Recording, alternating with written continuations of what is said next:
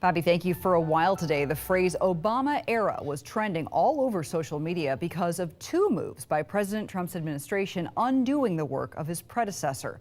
First, a reminder from the Justice Department that marijuana is still illegal at the federal level, including recreational and medical marijuana. Attorney General Jeff Sessions reversed a memo that said the federal government would not stand in the way of states that legalized marijuana. That means federal prosecutors have more discretion in how they enforce the law. The move could affect thousands of people's jobs and millions of dollars that have been generated by the legal pot industry. Florida legalized medical marijuana in 2016, and polls show there is strong support for recreational pot use here as well.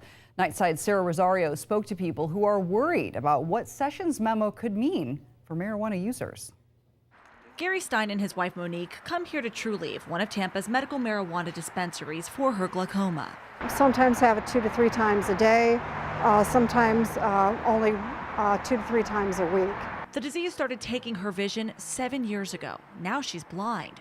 She says the only thing helping her glaucoma pain is medical cannabis. Within seconds, it's instant relief. I can feel the glaucoma pressure go down. Now Monique and Gary are worried the Attorney General's reversal of an Obama-era marijuana policy could impact medicine they and thousands of others rely on. There are people for whose their lives actually depend on it. Recreational marijuana is legal in 8 states, and 29 others, including Florida, have legalized it for medicinal purposes. Every one of those is questioning whether or not they can invest in more business, or whether or not the federal government is going to come down and start taking away all their products. Gary's book, called The Great Green Hope, delves into the history of cannabis and the importance of legalization, which he says the federal government should have no part of. States create these laws for the state, and the federal government should not go in and preempt them. Right now, several groups are working to get recreational marijuana on the ballot in 2020.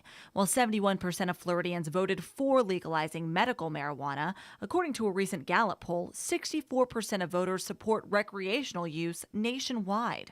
Gary and Monique hope this latest policy change won't impact the momentum of support. This medical cannabis would be considered a miracle drug if it weren't for all the burden of untruths and mistruths and misguided logic that's gone on since the 1930s.